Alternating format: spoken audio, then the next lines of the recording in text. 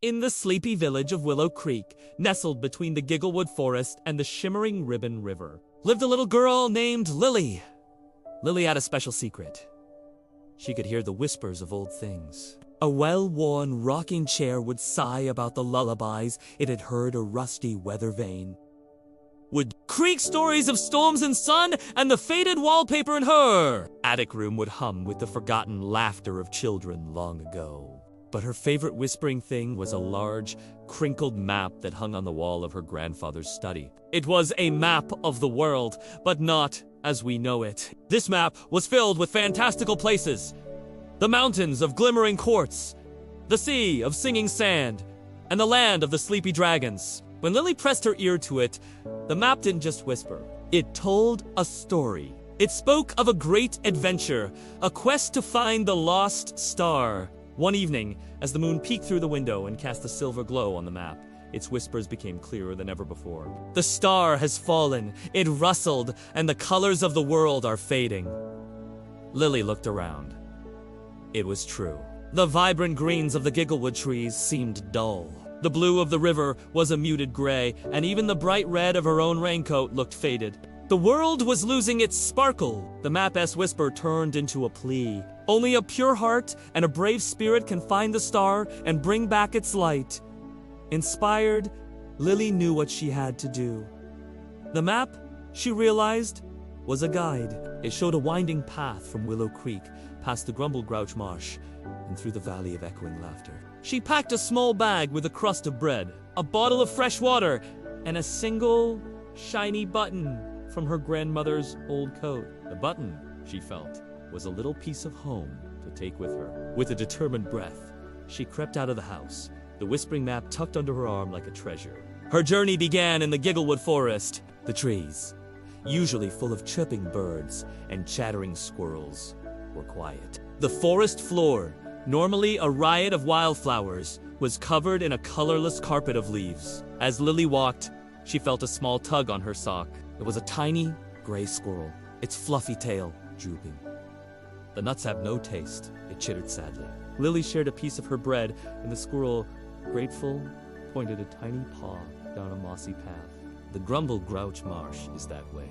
Be careful, for the Grouchies steal happiness. Lily thanked the squirrel and followed the path. The air grew thick and heavy as she approached the marsh. Strange, lumpy creatures with frowns on their faces sat on the muddy banks. They were the Grumble Grouches, and they did exactly what the squirrel said. Bah! One grumbled, snatching a bright yellow buttercup from a frog's mouth. What a useless color.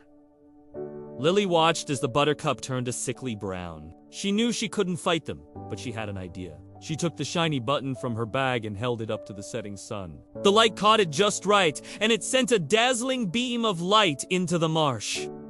What's that? A grouch snarled, squinting. It's a little bit of shine, Lily said, her voice clear and strong. A little piece of happiness that can't be stolen! The Grouches, who were used to grumbling and frowns, were so surprised by the sudden flash of light that they forgot to be grumpy. A tiny smile even flickered on one of their faces before they scuttled back into the mud. The buttercup, freed from their gloom, instantly regained its yellow hue. Leaving the marsh behind, Lily found herself in the Valley of Echoing Laughter. The valley was a beautiful place, but its beauty was a little sad. There were beautiful flowers and sparkling streams, but there was no sound. The valley was silent. The map whispered that the laughter had been lost when the star fell. Hello, Lily called out, but only silence answered. She remembered the whispering map and its talk of a pure heart. She thought of all the things that made her happy. Her grandfather's stories, the warmth of a hug, the way the sun felt on her skin. She closed her eyes, and with all her might, she laughed. It was a small, quiet laugh at first, but it echoed off the hills and bounced back to her, a little louder. She laughed again, and this time a few birds, hearing the new sound, began to chirp. Soon, she was laughing so hard her sides ached, and the whole valley joined in, a chorus of joy that seemed to fill the air. The echoing laughter was back, and the valley, filled with the new, joyful sounds, seemed to brighten. Finally, The map led her to the mountains of glimmering quartz. The mountains were beautiful, but they too were colorless. And the quartz, which should have been sparkling with every color imaginable, was dull and flat.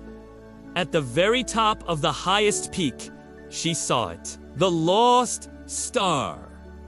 It wasn't sparkling or shining. It was a small, sad, gray lump, barely bigger than a pebble. Lily walked up to the star and knelt down.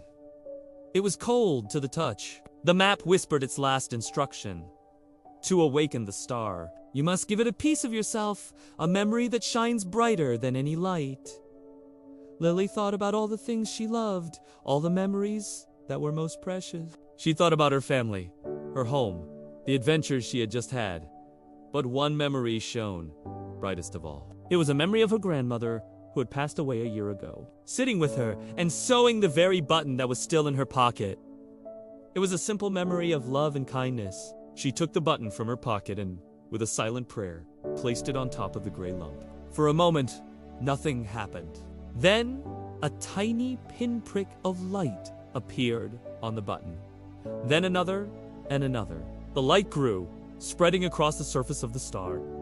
The star began to hum, a gentle, happy sound, and then, with a great whoosh, it burst into a million sparkling colors. The colors of the world, which had been so faded, came rushing back in a breathtaking wave.